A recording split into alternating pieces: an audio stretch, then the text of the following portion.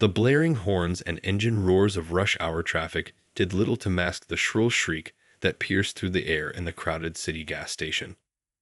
All eyes turned to the scene unfolding at the payment counter, where a well-dressed woman in her 40s was engaged in a heated argument with the cashier. "This is an outrage. How dare you charge me an extra rupee for patrol?" Karen bellowed, her face flushed with rage. The beleaguered cashier, a young man named Raj, tried in vain to explain the discrepancy, but Karen's onslaught of accusations only grew more intense. "Do you have any idea who I am? I'm the regional manager of Acme Enterprises. This is unacceptable customer service, and I demand to speak to your supervisor immediately." Karen's voice rose to a piercing pitch, causing nearby patrons to wince. Raj, his hands trembling, reached for the phone to call his manager, but Karen snatched it from his grasp. "Don't bother. I'll handle this myself." She began dialing, her perfectly manicured fingers tapping the buttons with a sense of entitlement. The other customers in the queue shifted uncomfortably, unsure of whether to intervene or simply wait out the confrontation. Some whispered among themselves, shaking their heads in disbelief at the display of Karen's outrageous behavior. Just then, a middle-aged man, his clothes stained with grease and his face weathered by years of hard work, stepped forward. "Excuse me, madam, but I'm in a hurry. Could you please finish your business so the rest of us can get on with our day?" Karen whirled around, her eyes narrowing. "How dare you interrupt me? Do you have any idea who you're talking to?" She jabbed a finger in the man's direction, her voice dripping with disdain. The man held his ground, undeterred by Karen's outburst. "I don't care who you are. We all have places to be, and your tantrum is holding us up. Now, if you kindly step aside and let the rest of us pay, I'd appreciate it." The tension in the air was palpable as the two confronted each other, neither willing to back down. The other customers watched with bated breath, uncertain of how the situation would unfold. Karen's eyes flashed with fury, and for a moment it seemed as if she might lash out physically. But then, a glimmer of realization flickered across her face. She glanced around at the growing crowd of onlookers, their expressions a mix of annoyance and disbelief. Slowly, Karen turned back to the cashier, her voice trembling with a hint of humiliation. "Fine. Just charge me the extra rupee. I don't have time for this nonsense." She shoved a few crumpled bills at Raj and snatched her receipt, stomping towards the exit. As she retreated, the man who had confronted her shook his head and muttered, "Unbelievable." The other customers let out a collective sigh of relief, grateful that the confrontation had ended without further escalation. But for Karen, the humiliation of being publicly challenged and forced to back down would linger, sowing the seeds of a deep resentment that would soon blossom into a cascade of consequences neither she nor those around her could have anticipated. The drive back to her office was a blur for Karen, her mind consumed by the humiliation she had just experienced at the gas station. She gripped the steering wheel tightly, her knuckles turning white as she replayed the confrontation in her head. "How dare that man speak to me that way? Doesn't he know who I am?" She fumed, her anger simmering beneath the surface. As the traffic slowly crawled forward, Karen found herself growing increasingly agitated, her sense of entitlement and privilege only intensifying. When she finally pulled into the parking lot of Acme Enterprises, Karen practically leaped out of her car, her heels clicking against the pavement as she marched towards the building. She stormed past the security guards and receptionists, ignoring their greetings, her soul focused on reaching her office and venting her frustrations. Once behind the closed doors of her spacious, well-appointed office, Karen paced back and forth, her mind racing. "I can't believe I let that lowly commoner get the better of me. This is unacceptable," she muttered to herself, her hands clenched into fists. Suddenly, an idea struck her. "I'll show that insolent man the consequences of crossing me. No one humiliates Karen Sharma and gets away with it." She quickly pulled out her phone and began tapping away, her fingers moving with a newfound purpose. Within minutes, Karen had drafted a scathing email to the gas station's corporate headquarters, detailing the subpar customer service she had experienced and demanding that the employee responsible be reprimanded or terminated. She even threatened to take her business elsewhere, citing her status as a valued customer and the regional manager of a major corporation. Satisfied with her work, Karen hit the send button, a malicious grin spreading across her face. That will teach him a lesson. No one messes with me and gets away with it, she said aloud, her voice dripping with self-righteousness. As the email wove its way through the corporate bureaucracy, Karen leaned back in her chair, feeling a sense of vindication. But deep down, she knew that this was only the beginning of a battle that would soon spiral out of her control, dragging her into a web of consequences that would test the very limits of her privilege and entitlement. The following day, Karen strutted into the gas station, her head held high and a smug expression on her face. She approached the counter, where a different cashier, a young woman named Priya, was working. "Good morning," Karen said, her tone dripping with feigned politeness. "I'm here to speak to your manager. I had a rather unpleasant experience here yesterday, and I'd like to ensure it doesn't happen again." Priya, taken aback by Karen's arrogant demeanor, hesitated for a moment before responding. "I'm afraid the manager isn't available at the moment. Is there something I can assist you with?" Karen's eyes narrowed, and her lips tightened into a thin line. "I don't believe you understand the gravity of the situation. I am the regional manager of Acme Enterprises, and I demand to speak to your supervisor immediately." Priya's eyes widened as she realized the identity of the woman before her. She had received an email from the corporate office earlier that morning, instructing her to address Karen's concerns promptly and with the utmost care. "Of course, ma'am. Let me call the manager right away." Priya quickly dialed the number, her fingers trembling slightly. While Priya waited for the manager to answer, Karen tapped her foot impatiently, her gaze sweeping across the gas station as if she were inspecting it for any signs of wrongdoing.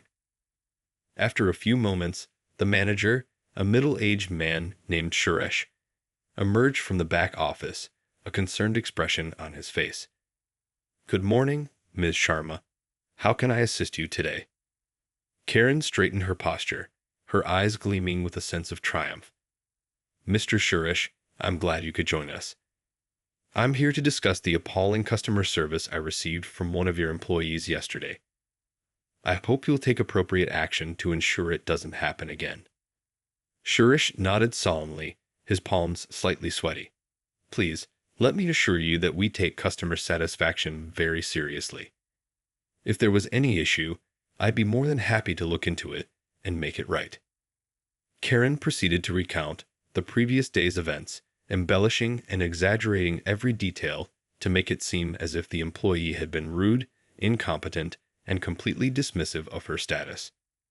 As Suresh listened, his expression shifted from one of concern to one of discomfort. He glanced at Priya, who had been listening intently, and then back at Karen. "I see. Let me look into this matter and get back to you as soon as possible." "See that you do," Karen replied, her voice laced with a hint of triumph. "I expect a swift resolution, or I'll be forced to take my business elsewhere. Good day." With that, Karen turned on her heel and strode out of the gas station, leaving Suresh and Priya to grapple with the fallout of her demanding and entitled behavior. Later that day, Raj, the cashier who had faced Karen's wrath the previous day, received a summons to Suresh's office. His heart sank as he made his way there, his mind racing with thoughts of what might be in store for him. When he entered the office, Suresh greeted him with a somber expression. "Raj, I've just had a very troubling conversation with Ms. Sharma from Acme Enterprises. She's filed a complaint against you, claiming you provided poor customer service and were rude to her." Raj's eyes widened in disbelief.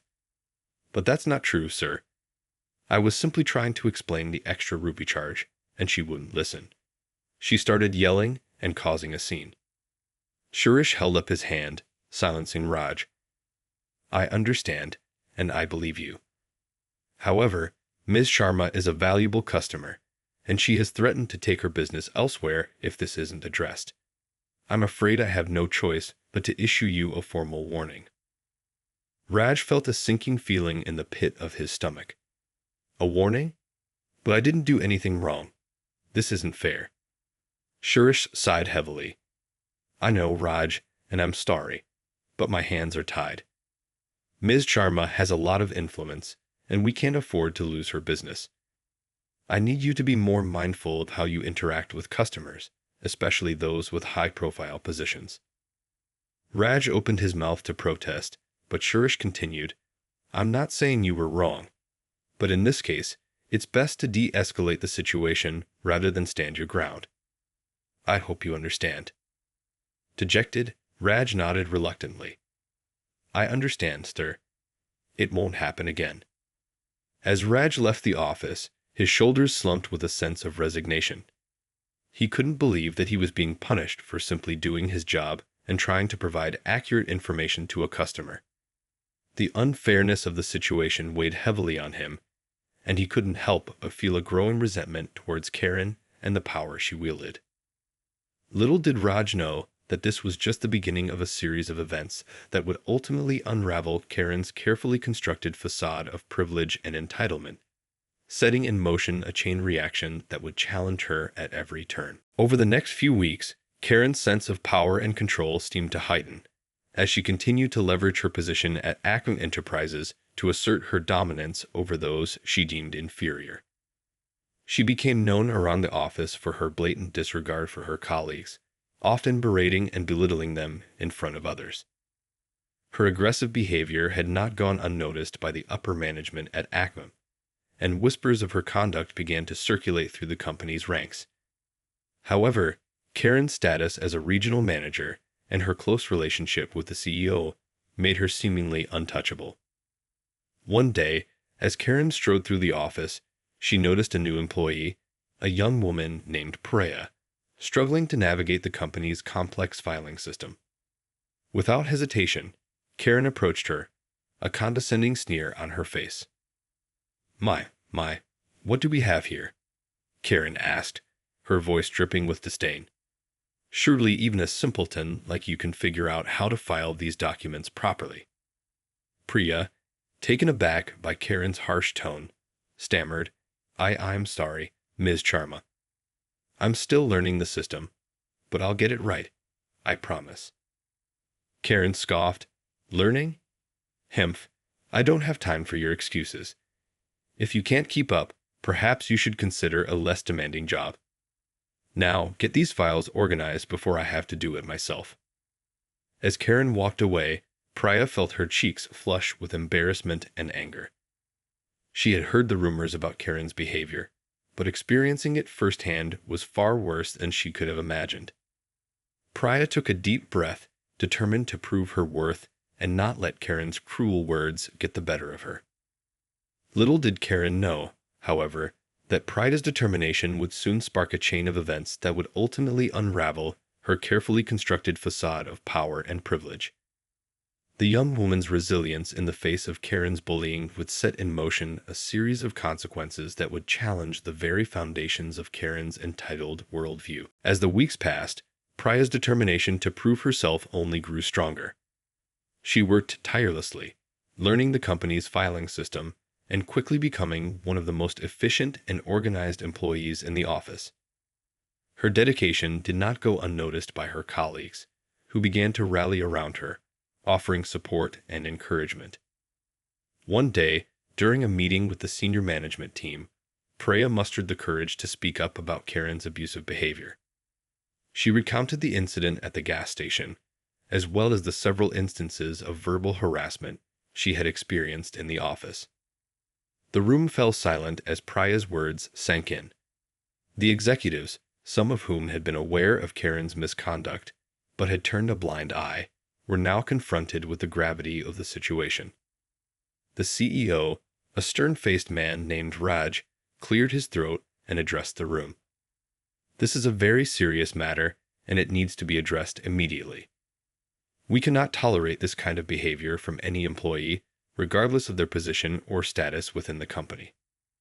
Karen, sensing the shift in the room, attempted to interject, but Raj silenced her with a raised hand. Ms. Sharma, I'm afraid we have no choice but to suspend you pending a full investigation into these allegations. Your conduct is unacceptable and goes against the core values of Acmung Enterprises. Karen's face flushed with a mixture of shock and rage. This is outrageous. You can't do this to me. Do you have any idea who I am? Raj's expression remained stern. I'm well aware of who you are, Ms. Sharma, and that's precisely why we're taking this action. Your position within the company does not grant you the right to mistreat and abuse your colleagues. This behavior ends now. As security escorted Karen from the building, her cries of protest echoing through the halls, the other employees watched in stunned silence. For once, Karen's sense of entitlement and privilege had been shattered, and the consequences of her actions were finally catching up with her. This moment marked a turning point in the narrative, setting the stage for Karen's downfall and the ultimate triumph of those she had sought to oppress. The wheels had been set in motion, and the once untouchable regional manager was about to face a reckoning that would challenge everything she believed about her place in the world. The suspension and investigation into Karen's conduct quickly gained widespread attention, both within Acmung Enterprises and in the broader business community. News of the regional manager's abusive behavior and mistreatment of her colleagues spread like wildfire, tarnishing the company's reputation. As the investigation unfolded, more and more employees came forward, sharing their personal experiences with Karen's entitled and demanding behavior.